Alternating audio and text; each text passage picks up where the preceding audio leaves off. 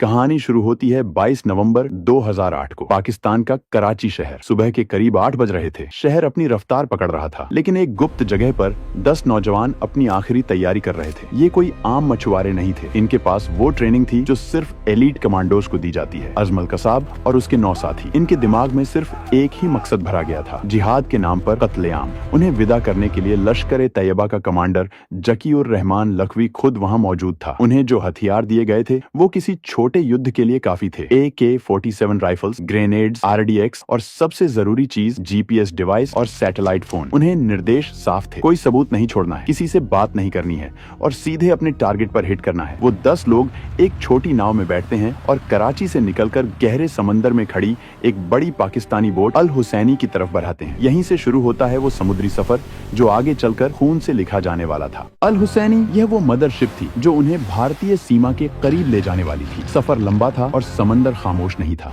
जैसे जैसे वो कराची से दूर होते गए, लहरें ऊंची होती गईं। कसाब ने अपने कबूलनामे में बाद में बताया था कि उनमें से कई आतंकवादियों को समंदर की आदत नहीं थी। वो उल्टियां कर रहे थे, बीमार पड़ रहे थे, लेकिन उनका इरादा नहीं डगमगाया। ये सफर सिर्फ दूरी तय करने का नहीं था, ये सफर था चकमा देने का। भारतीय कोस्ट गार्ड और नेवी अरब सागर में हमेशा गश्त पर रहते हैं। अगर एक पाकिस्तानी बोट भारतीय सीमा में घुसने की कोशिश करती तो वो रडार पर आ जाती और शायद वहीं उड़ा दी जाती। लश्कर के आकाओं को यह पता था, इसलिए उनके पास एक प्लान बी था। एक ऐसा प्लान जो क्रूर भी था और शातिर भी। उन्हें एक ऐसी बोट की तलाश थी जो भारतीय हो, जिस पर भारतीय झंडा लगा हो, ताकि वो किसी की नजर में आए बिना मुंबई के तट तक पहुंच सके। 23 नवंबर भारतीय सीमा के अंदर एक भारतीय मछुआरे की नाव, जिसका नाम था कुबेर। इसमें 5 भारतीय मछुआरे थे और उनके कप्तान थे अमर सिंह सोलंकी। वो बेखबर थे कि मौत उनकी तरफ बढ़ रही है। शाम के धुंधलके में अल हुसैनी ने कुबेर को देखा। आतंकवादियों ने मदद मांगने के बहाने या जबरदस्ती कुबेर को रोका और पलक झपकते ही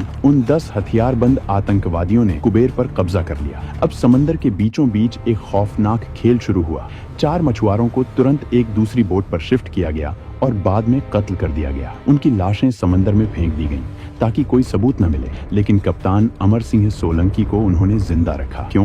क्योंकि इन आतंकवादियों को GPS चलाना तो आता था, लेकिन समंदर के मिजाज और भारतीय रास्तों की असली समझ सिर्फ एक अनुभवी मछुआरे को ही हो सकती थी। सोलंकी को गन पॉइंट पर मजबूर किया गया कि वो उन्हें मुंबई की तरफ ले जाए। अब वो पाकिस्तानी नाव अल हुसैनी पीछे छूट चुकी थी और वो 10 आतंकवादी एक भारतीय नाव कुबेर पर सवार होकर भारतीय झंडे के नीचे मौत बनकर मुंबई की तरफ बढ़ रहे थे। सफर के अगले 2 दिन बेहद तनावपूर्ण थे। 500 से ज्यादा नॉटिकल मील का सफर। कुबेर अब मुंबई के बहुत करीब पहुंच चुकी थी। 26 नवंबर की शाम आ चुकी थी। मुंबई की रोशनियां अब क्षितिज पर दिखने लगी थी। अब अमर सिंह सोलंकी की जरूरत खत्म हो चुकी थी। आतंकवादियों के लिए वो अब सिर्फ एक खतरा थे, एक गवाह थे। कसाब और उसके साथियों को निर्देश मिले थे, कोई गवाह जिंदा नहीं बचना चाहिए। और फिर मुंबई के तट से बस कुछ ही मील दूर कुबेर के इंजन रूम में अमर सिंह सोलंकी की बेरहमी से हत्या कर दी गई। उनका गला रेत दिया गया।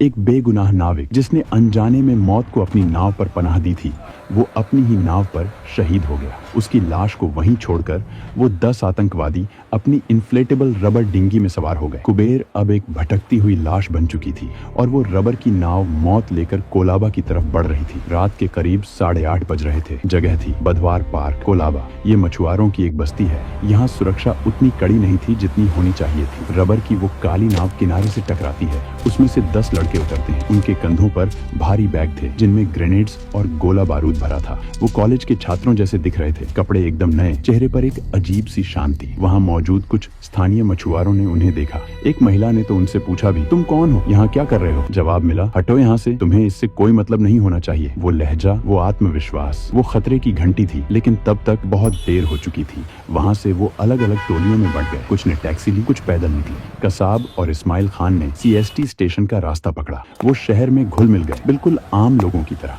किसी को अंदाजा नहीं था कि जिस हवा में वो सांस ले रहे हैं उसमें बारूद की गंध घुल चुकी है।